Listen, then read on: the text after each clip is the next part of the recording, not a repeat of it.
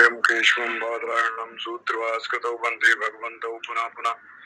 ईश्वरो गुरुरात्मेति मूर्तिभेद विभागिने व्योमव्याप्तदेहाय दक्षिणामूर्तये नमः।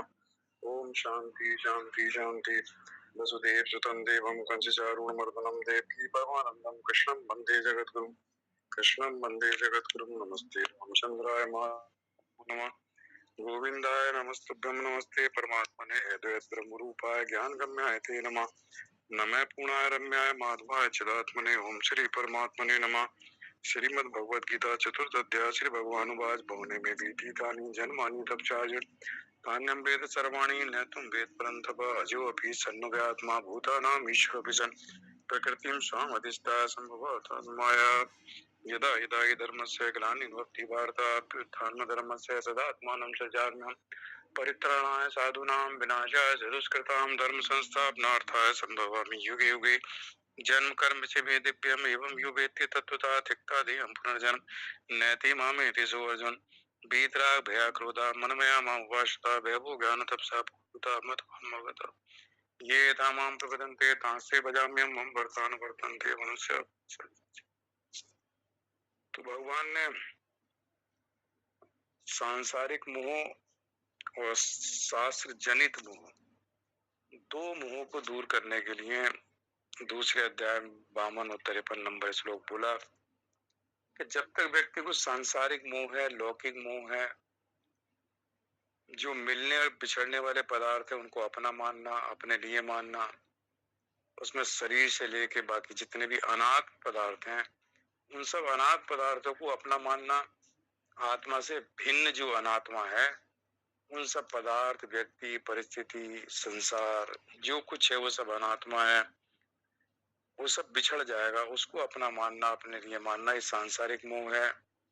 और दूसरा 53 में बताया कि जो भले भले अलग अलग शास्त्रों के बारे में सुनते रहते हैं, कभी कर्म योग, ज्ञान योग, भक्ति योग के बारे में सुनते हैं, शास्त्रों के बारे में अलग अलग, द्वैत क्या है, अद्वैत क्या है, किसकी उपासना करें, निर्गुण की करें, सगुण की करें, तो बुद्धि विचलित हो जाती है। विचलित बुद्धि स्थिर नहीं होती और स्थिर बुद्धि में व्यक्ति अपने स्वरूप में उसकी स्थिति नहीं होती, संसार में विचरण करता रहता है। तो दूसरा बताया कि शास्त्र जो हैं उनके जो वैचारिक मतभेद हैं उनके द्वारा भी हमारी बुद्धि विचलित हो जाती है, स्थिर नहीं हो पाती। तो ये दो बात भगवान ने कहा कि सांसारिक मोह और शास्त्र जनित जो अज्ञान, शास्त्र जनित जो से बुद्धि विचलित होती है, मतलब मतभेद से कारण द्वंद्व आ जाते हैं, तो उन दोनों को जब व्यक्ति दूर कर देता है तब वो अपने स्वरूप में उसकी स्थिति होती है। इसलिए अर्जुन ने प्रश्न कर दिया 54वें श्लोक में, स्थित प्रज्ञस्य का भाषा समाधिस्थ केशवा स्थित धी, क्या बढ़िया शब्द है। देखो स्थित धी किम प्रवासेत किम आसीत ब्रजेत किम। तो उन्होंने कहा कि जो स्थित प्रज्ञ का भाषा समाधिस्थ, समाधिस्थ शब्द है। देखो जो समाधि, जो परमात्मा में समाधि कर ले, परमात्मा जिसका चित्त पूरी तरह समाधिस्थ हो चुका है, समाधि सम है परमात्मा, उसमें जिसकी स्थिति है वो समाधि है। समाधिस्थ, समाधि में जो स्थित है, अपने स्वरूप में स्थित है, परमात्मा में स्थित है, ऐसा जो स्थित प्रज्ञ है, ऐसा जो स्थिर बुद्धि वाला मनुष्य है, उसकी लक्षण क्या है, किम प्रभाषित, उसके लक्षण क्या है। स्थित धी किम प्रभाषित किमासीत ब्रजेत किम, कैसे बोलता है, कैसे बैठता है और कैसे चलता है।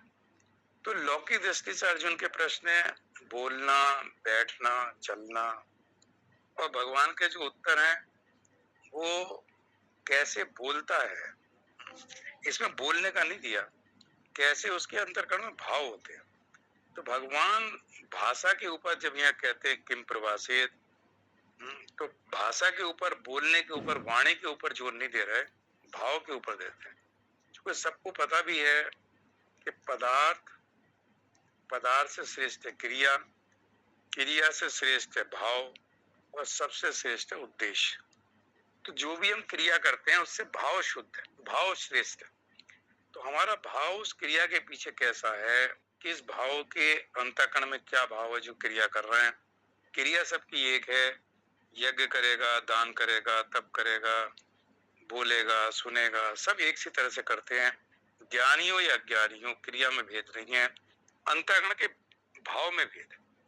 भगवान देखते हैं अंतःकरण का भाव क्या, दान देने के पीछे क्या भाव है, यज्ञ करने के पीछे भाव क्या है।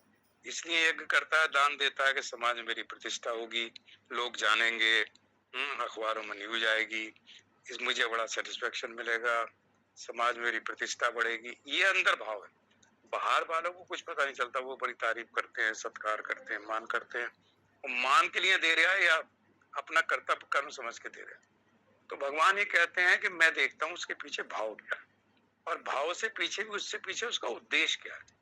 उद्देश्य पवित्र है तो भगवान उस क्रिया को सकाम और निष्काम, तो दोनों में देखो उद्देश्य होता है।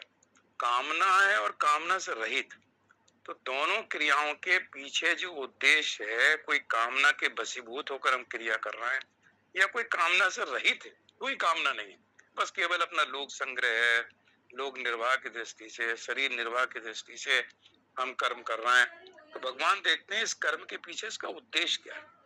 उद्देश्य किसी को नहीं पता चलता, भाव किसी को नहीं पता चलता। किसी दूसरे व्यक्ति को हमारे अंतःकरण में क्या भाव है, हमारा क्या उद्देश्य है, कोई दूसरा व्यक्ति नहीं जान सकता। वो व्यक्ति स्वयं ही जानता है कि इस क्रिया के पीछे मेरा क्या भाव है, मेरा क्या उद्देश्य है, और भगवान उसको नोट करते हैं। उसके बेस पे कर्म हमारे संस्कार बनते हैं, वासनाएं बनती हैं और कर्म संचित होते हैं। उसी भाव और उद्देश्य के पीछे उस क्रिया का फल मिलता है। देखो, दान सबने दिया, यज्ञ सबने किया, तप सबने किया, असुरों ने भी तप किया, देवताओं ने भी तप किया, ब्रह्मा जी ने भी तप किया, रावण ने भी तप किया। तो दोनों का उद्देश्य कितना भिन्न है, लेकिन दोनों का तप है। तप में कोई भेद नहीं है। वो भी एक पैर पर खड़े होकर रावण तप कर रहा है और ब्रह्मा जी भी तप कर रहे हैं सृष्टि की रचना के लिए। तो दोनों का उद्देश्य देखिए, एक का है कि मैं अमर हो जाऊं, एक का है मैं संसार की सृष्टि कैसे करूं। मतलब दूसरा जो मुझे कार्य मिला हुआ, इस कार्य को, इस कर्तव्य को किस तरह से बढ़िया करके निभाऊं। तो दोनों का तप है, लेकिन तप में कितना भेद है। तो भगवान क्या देखते हैं कि एक आसुरी तप है और एक देवताओं का तप है। तो दोनों तप में जो भिन्नता है वो उद्देश्य की है, दोनों का उद्देश्य अलग है।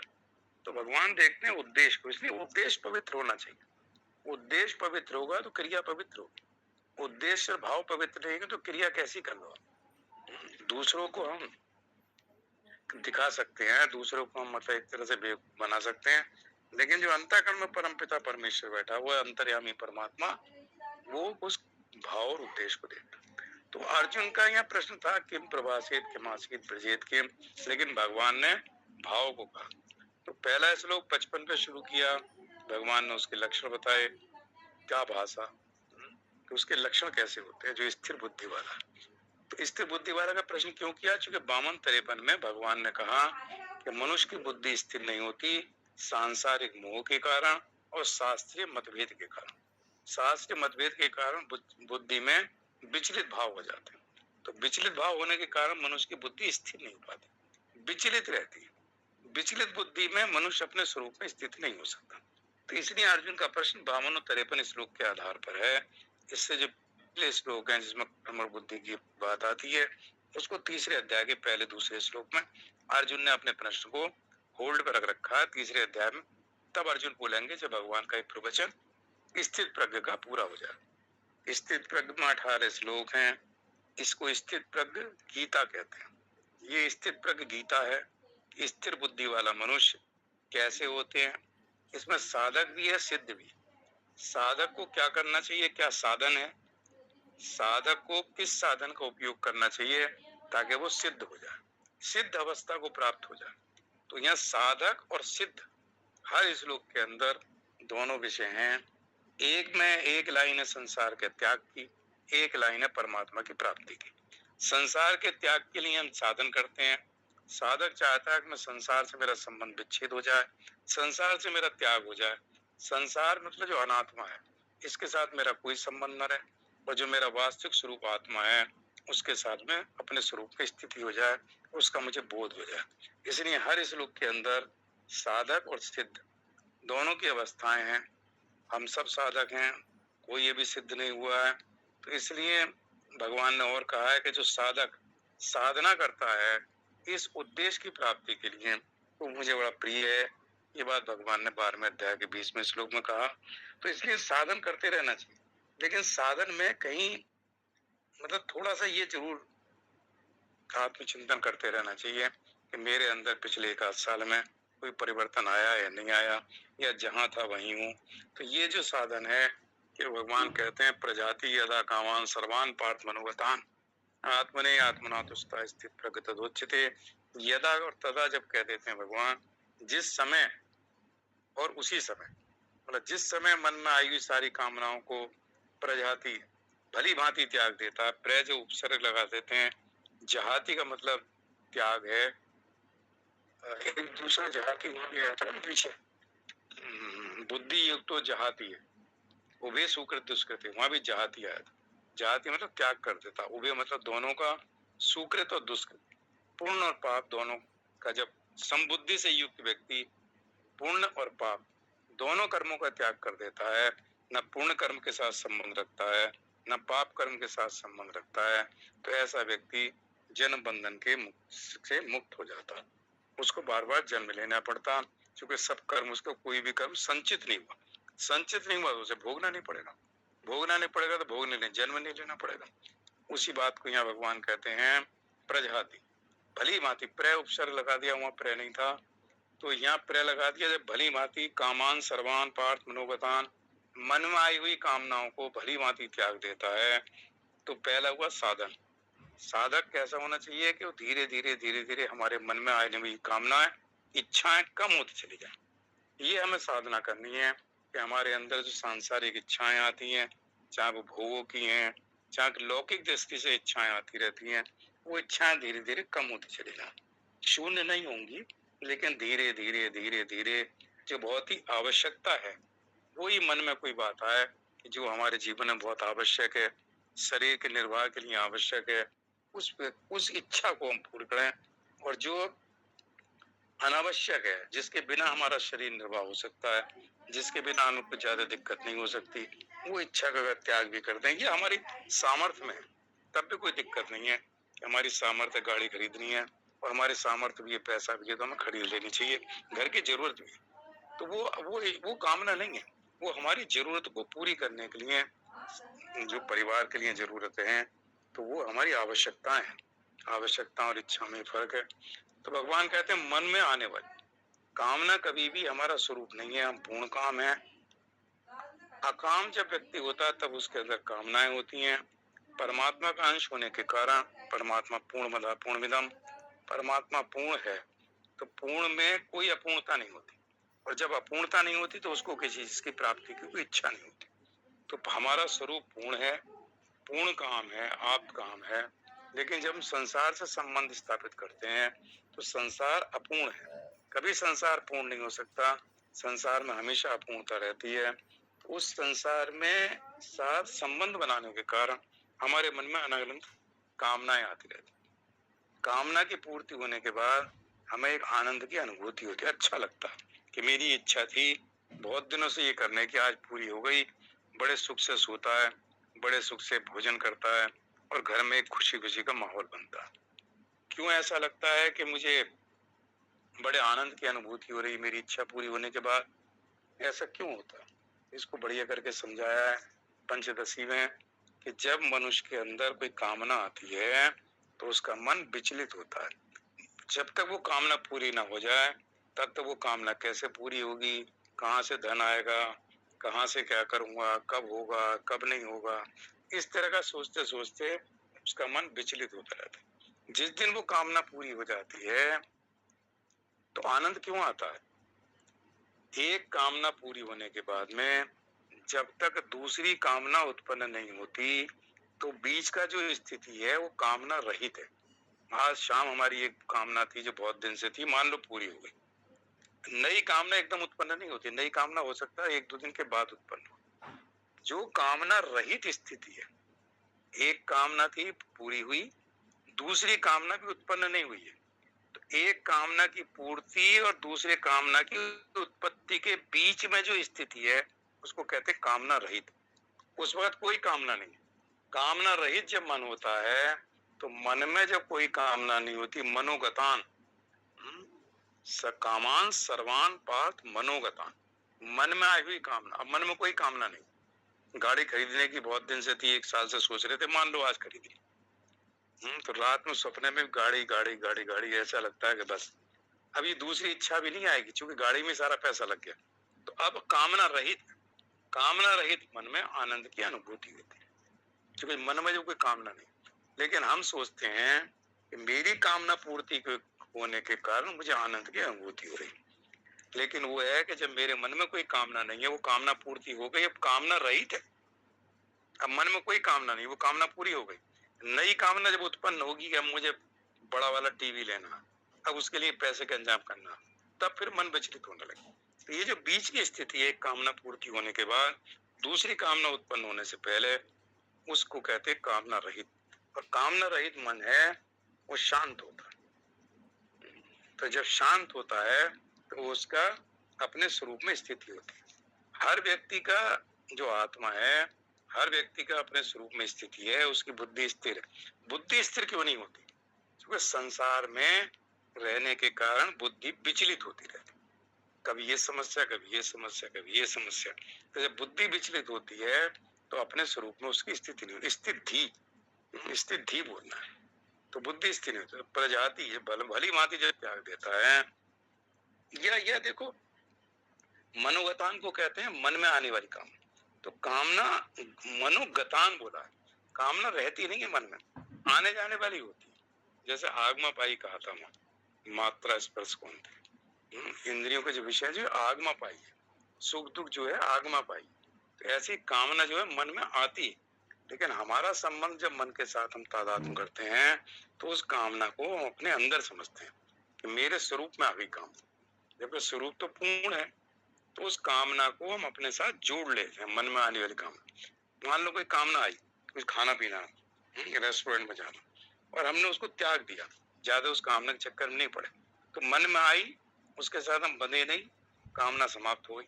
तो हमने पूरी कहाँ की, आई और चली गई। तो जब हमने उसके साथ संबंध नहीं रखा, उसकी पूर्ति नहीं कर रहा है, तो वो कहते हैं ऐसा व्यक्ति आत्मने आत्मना तुष्टा, अपने आत्मा में संतुष्ट रहता। क्योंकि संतोष जो है वो हमारा स्वरूप है। संतोष हमारा स्वरूप है आत्मा। आत्मा में पूर्ण तुष्टि है, अपूर्णता में संतोष नहीं होता। तो यहाँ कहा कि संतोष जो है गुण है।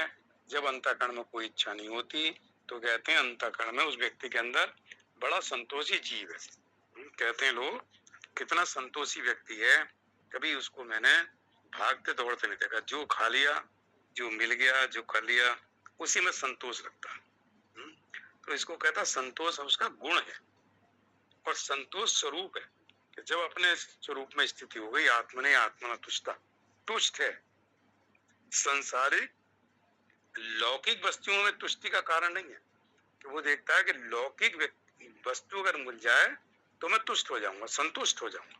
तो एक व्यक्ति है जो संसार में तुष्टि देखता है, संसार में संतुष्टि देखता है, और संसार चूंकि अपूर्ण है तो उसमें पूर्णता है ही नहीं।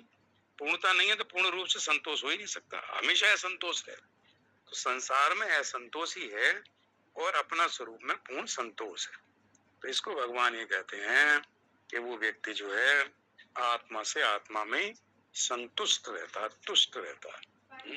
तो धीरे धीरे साधना क्या करनी है, और दूसरे होती है इच्छा शक्ति, क्रिया शक्ति, ज्ञान शक्ति। तो इच्छा शक्ति महालक्ष्मी, क्रिया शक्ति महाकाली, और ज्ञान शक्ति महासरस्वती।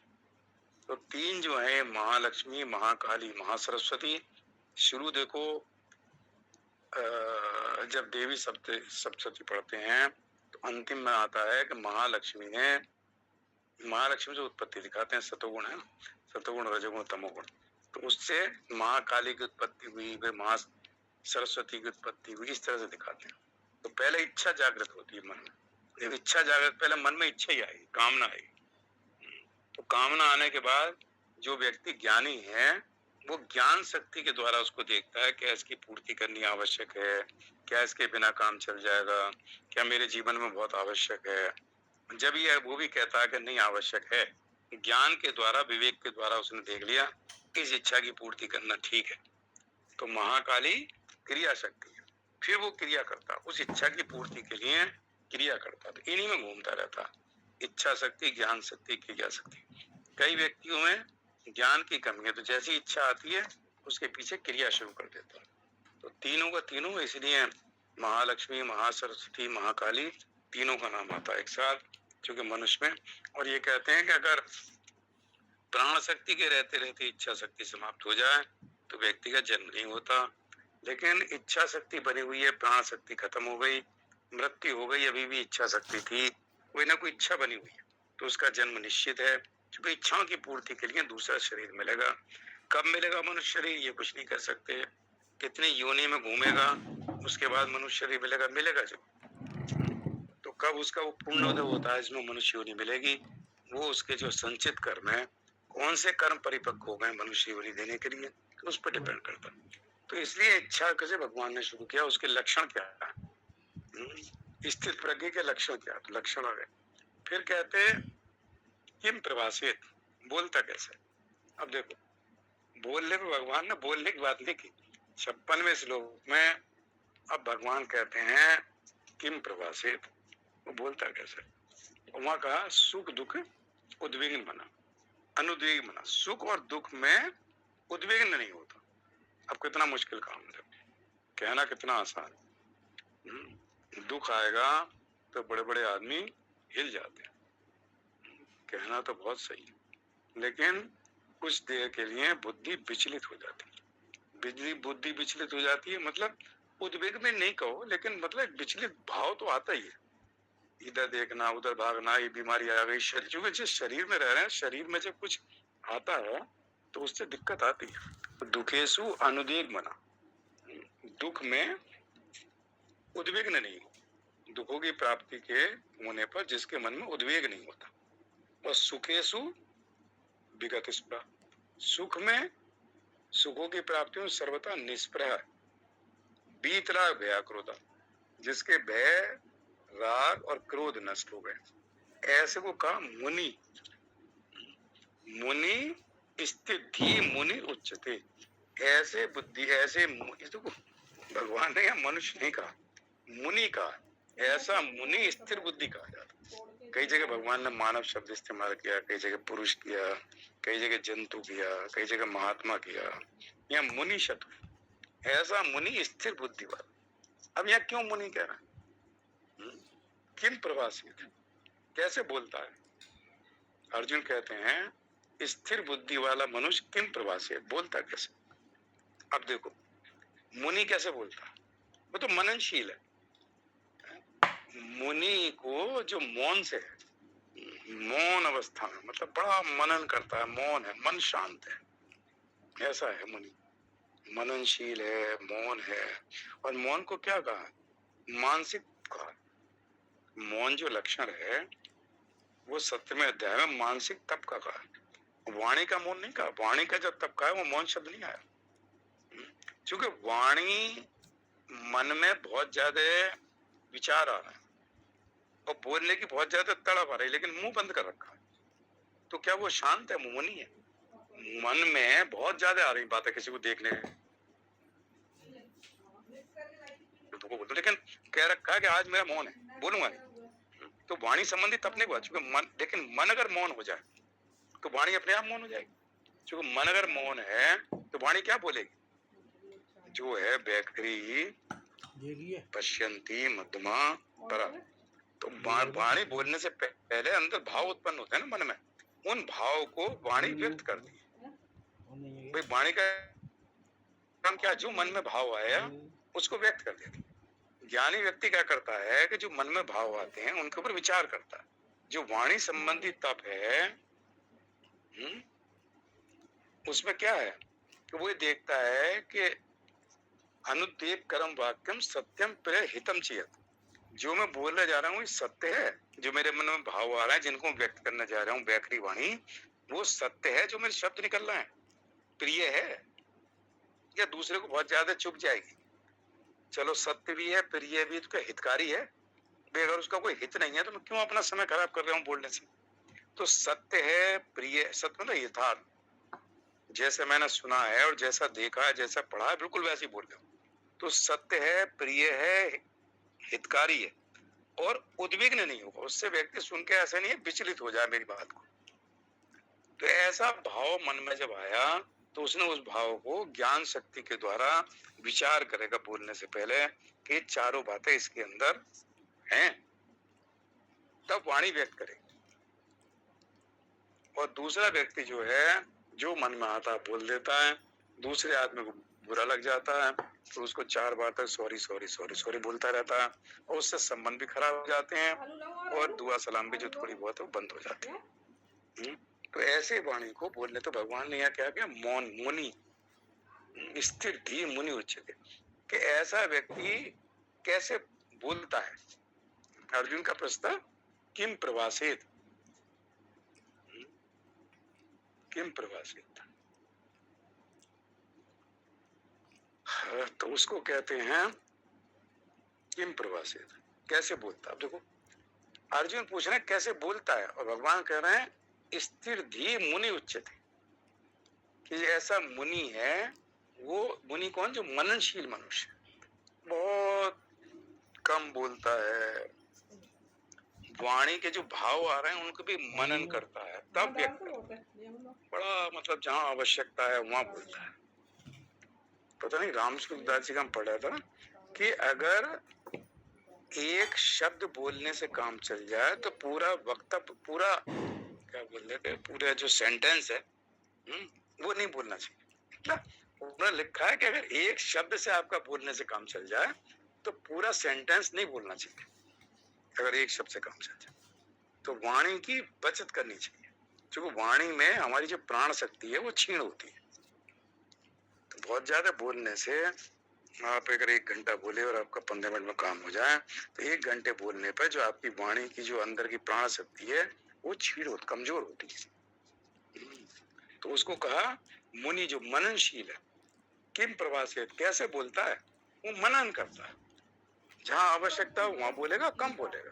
तो ऐसे व्यक्ति को भगवान ने कहा, और फिर वो उसके अंदर जो प्राण शक्ति एकत्र होती है, अंदर जो शक्ति होती है, देखो प्राण शक्ति का मतलब क्या शब्द है उसको बोलते हैं, प्राण शक्ति अगर मजबूत है तो जो स्थूल शरीर में विकार कम आते हैं। जब प्राण शक्ति कमजोर हो जाती है, प्राण कमजोर है, चलो प्राण को उपनिषद में प्राण को, शरीर को जब गाड़ी का ना बैलगाड़ी बोला है एक जगह छंदोग उपनिषद में, तो बैलगाड़ी बोला है शरीर को और प्राण को बैल बोला है।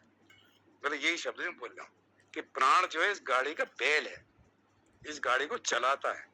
जब प्राण शक्ति क्षीण होती है तो बैल कमजोर हो जाता है। जब बैल कमजोर होगा तो गाड़ी खींचने में मुझे कष्ट होगा, खींचेगा तो सही लेकिन कष्ट होगा, जल्दी थक जाएगा, जल्दी परेशान होगा।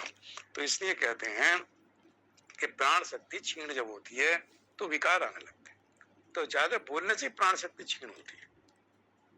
तो मननशील को कहा कम बोलता है, कम सुनता है, अंदर इतना कुछ है उसको, उस पर मनन करता है और मनन करने के बाद ही मौन हो जाता, शांत, शांत हो गया। तो आप अभी शांत बैठो 1-2 घंटे कुछ, और थोड़ा सा मन में संकल्प विकल्प भी कम आने लगा, मतलब सांस पे ध्यान दो या कुछ करा, मन शांत होने लगा संकल्प, तो आपको शरीर में ऐसी ऊर्जा सी लगेगी कि जो नींद के उठने के बाद लगती है, इतना फर्क पड़ जाता है। तो प्राण शक्ति रिक्यूप हो जाती है, जैसे सोने के बाद सुबह उठते हैं तो ताजगी महसूस करते हैं। तो ये चीजें है ना, ये बहुत बढ़िया चीज है। ऐसा नहीं भगवान ने स्थिर प्रज्ञ के बारे में ऐसे कह दिया, स्थिर धी मुनि उच्चते, मननशील कैसे बोलता है ये कह रहे हैं। अर्जुन पूछा कैसे बोलता है, कह रहे ऐसे बोलता है। ऐसा व्यक्ति दुखों पर की प्राप्ति में जिसके मन में उसको मन शांत होने लगा तो दुख में हल्का फुल्का फर्क पड़ेगा, क्योंकि सुख और दुख ऐसी चीज है कि ज्ञानी हो या अज्ञानी हो सबको उसका भान होता है। ऐसा कोई थोड़ा ज्ञानी है तो उसे भान नहीं होगा, शरीर में बुखार आएगा, कोई बीमारी होगी तो उसे भान होगा, तो भान होगा तो उसको कष्ट को दूर करने का प्रयास करे, बजाय दुखी होने के वो प्रयास करेगा, डॉक्टर दिखाएगा, इसको दिखाएगा, कोई दवाई खाएगा, दुख दूर करने का तो वही प्रयास, वो शरीर में रह रहा। तो दुख की प्राप्ति में उद्विग्न, जिसके मन में उद्वेग नहीं होता तो वो उसका भली भांति रास्ता देखता। ये कहते हैं अगर दुख दूर करने का कोई रास्ता निकालने का प्रयास करना चाहिए जिससे दुख दूर हो जाए। और वो कहते हैं अगर ये नहीं करेंगे तो हम दुख का भोग करेंगे। जैसे रास्ता नहीं निकला है, रास्ता नहीं है तो भगवान की शरण में जाएगा, भगवान को मार्ग दिखाएंगे, किसी ऐसे व्यक्ति को भेजेंगे जो उसका दुख दूर कर सके, तो भगवान के पास जाए। आर्थ क्या करता है, ये तो करता है। आर्थ जो भक्त है भगवान के पास जाता है, मेरी ये समस्या है। तो उद्वेग को कहते हैं, उद्वेग होगा तो परेशान होगा, तो मन शांत होगा तो वो दुख में भी कोई रास्ता, और जब मन शांत होता है तो रास्ता जल्दी निकलता।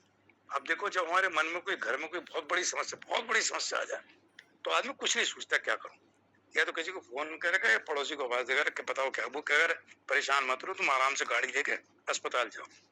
मतलब दिमाग में एकदम से काम करना बंद कर देता, मतलब उसको कहते हैं एकदम दुख की प्राप्ति में उद्वेग हो जाता, तो मन जो है इतना विचलित हो जाता। तो वो कहते हैं ये उसको क्या है, साधन क्या है कि दुख की प्राप्ति में उद्वेग ना हो और सुख में बहुत ज्यादा विगत स्पृहा, मतलब बहुत ज्यादा उसके मन में स्पृहा नहीं होती, और बीत राग भय क्रोध, आसक्ति भय क्रोध उसके समाप्त हो गए। तो ये साधन करे और सिद्ध अवस्था को प्राप्त हो जाता है, तो ऐसा मुनि स्थिर बुद्धि कहता है। स्थिर थी बुद्धि उसकी स्थिर। तो साधन भी है और सिद्ध भी है, हर श्लोक में मिलेगा कि साधन क्या करना है। ये तो तीन तो साधन हो गए, दुख में उद्वेग ना हो, सुख में स्पृहा ना रखे, और बीत राग भय क्रोध। और उससे सिद्ध क्या हो जाएगा, उसकी बुद्धि स्थिर हो जाएगी। तो संसार से क्या करना है, इनको छोड़ना है, बीत राग भय क्रोध जो लौकिक चीजें हैं इनको दूर करना, और पारमार्थिक प्राप्ति क्या होनी है, स्थिति, स्थिर बुद्धि हो जाएगी अपने स्वरूप में प्राप्ति। तो साधन, साधक और सिद्ध, ये तीनों चलेंगे। साधन का बारे में बताएंगे भगवान करना क्या है, और साधक और सिद्ध दोनों बोल रहे हैं। तो ये कहते हैं अगर हम सिद्ध नहीं हुए, अंतिम समय तक सिद्ध नहीं हुए, तो हमारा प्रयास जो उसी मार्ग पर चल रहा है, उसी मार्ग पर दिन प्रतिदिन हम कोशिश करते हैं कि हमारे अंदर भी ये चीजें आ जाएं कि दुख की प्राप्ति में बहुत ज्यादा उद्वेग ना हो, सुख में हमारी बहुत ज्यादा स्पृहा ना हो, भय क्रोध और ये जो हमारे धीरे धीरे आसक्ति ये कम होती चली जाए।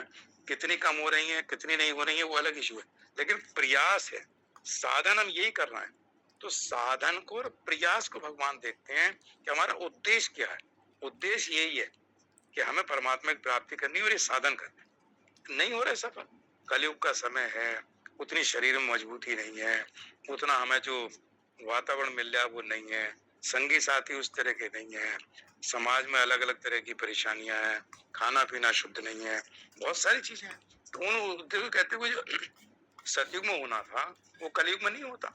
लेकिन भगवान देखते हैं, देखो करोड़ों लोगों में से 10-5 लोग ऐसे हैं जो इस साधन के लिए लगे हुए हैं, प्रयास कर रहे हैं। तो प्रयासरत है, तो 10 में से कुछ को तो भगवान पास करते ही, तो उसमें कहेंगे चलो करोड़ों में से 5-10 भी हैं तो ये मेरे बड़े प्रिय हैं कि ये साधन कर रहे हैं, उस अवस्था में लगे हुए। तो इसलिए साधन करते रहना चाहिए, ये ना देखे उसका फल क्या होगा, मिला नहीं मिला, लेकिन हाँ ये जरूर नोट करते रहना चाहिए कि हमारा जो साधन कर रहे हैं वो ठीक अवस्था में है, ढीला ढाला ऐसे नाम के नहीं कर रहे। ओम पूर्णमदः पूर्णमिदं पूर्णात् पूर्णमुदच्यते पूर्णस्य पूर्णमादाय पूर्णमेवावशिष्यते। ओम शांति शांति शांति। श्री कृष्ण पूर्णस्तु। हरि ओम तत्सत, हरि ओम तत्सत। जय श्री कृष्ण।